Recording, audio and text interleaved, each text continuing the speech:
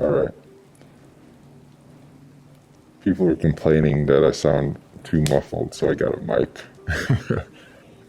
So now I can sound muffled in high quality. I have failed a lot in my life, There's been situations where I had a gun pointed at my belly when I was very young. I almost died in a car crash. Pretty sure I almost died of alcohol poisoning. There's been so many sketchy situations that I've been in where I'm very grateful. I'm very grateful that I've made out semi-okay. And some of those, I left with broken bones and or, wounds that heal. And so I'm very grateful that I'm okay, of sound body and mind-ish. But I was just thinking the other day, why does it hurt to fail? And this is something I like to do. Sometimes I like to sit and think, and sometimes I just like to sit. Just turn off my fucking brain. Because it's not that easy to do. And when I get the chance to have no thoughts at all, I take it. I appreciate those moments. I failed a lot in my day. Like even this YouTube channel, it might fail, and that's fine. I myself have failed in many ways, and in a lot of ways, I know I will keep failing in the future. I was sitting and thinking, and I thought to myself, why does it hurt to fail so much? Does it just come down to whether or not our parents yelled at us when we tried something and failed when we were kids? Is it really that simple? Does it really come down to whether or not they kissed our knee after we scraped it on the pavement? If that was the answer, things would be a lot more simple. Much like a lot of other questions in life, it's complicated, And I think it's important to own what we can, take ownership of the moments that we can, self-actualize and realize where our shortcomings are, like why we failed and why it hurt so bad, especially those first couple times. And me personally, like whether it was because of like the spotlight effect where you feel like everybody's staring at you or you're the center of attention when you really, really aren't. Imposter syndrome, whether, when something actually does go well and it still feels wrong, or whether it was that I was just scared to fail in general because as a kid I always considered myself on the bottom of the pecking order. I wasn't cool.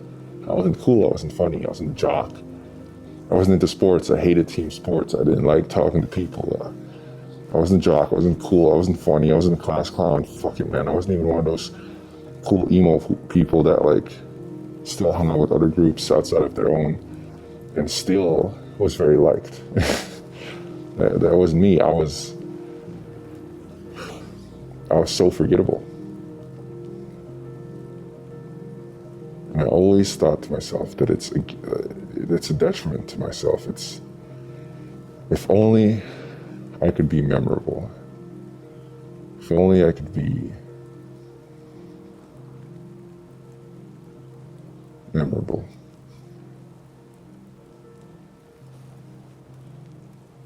It wasn't until later in life when I realized that being invisible has its perks. They don't care when you fail. The only person that cares is you. That's a plus. However small that might be, that's a plus. That's a win. You keep going. For the longest time, it would terrify me, and I would be left procrastinating, it would keep me stuck in the freeze response. Even knowing full well that I was forgettable, I blend into the background. Then I started to realize, why should I care? Why should I care? Even when they did notice me on the rare occasion, and I was bullied as a kid, but not that often, I would still be the buffer between a bully and the person he's bullying every now and then, because I would stand up for the people who weren't as quiet.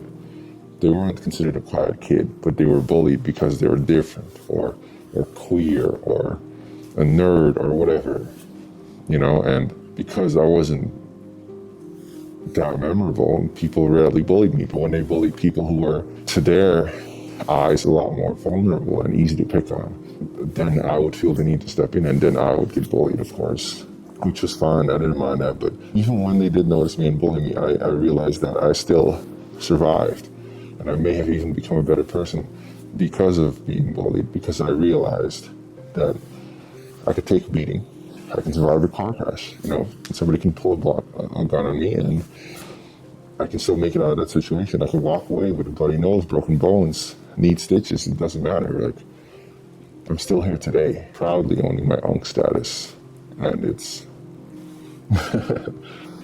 doesn't matter. I stand here before you today and I still breathe the same air, slightly more polluted, but that's unrelated. I have failed so much. I've failed when it comes to trying to get to a certain weight that I wanted or a certain body fat. I've failed when it comes to school. I've dropped out twice, 2 separate times.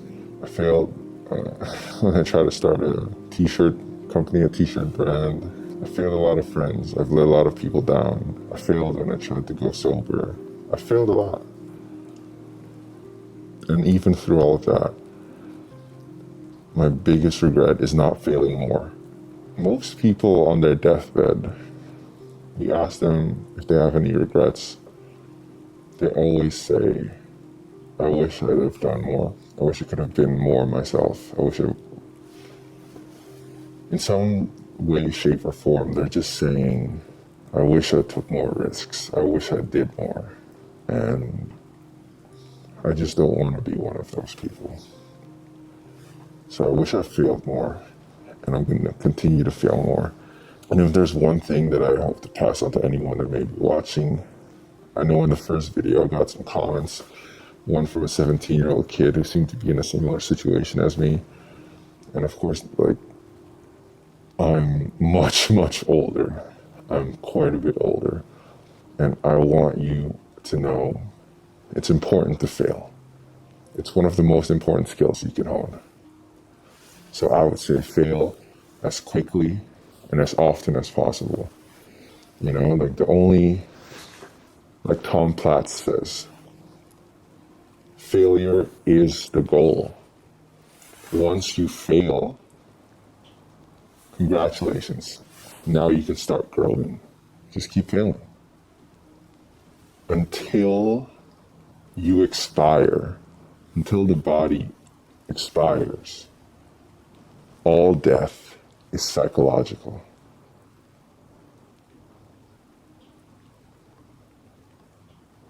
All death is psychological.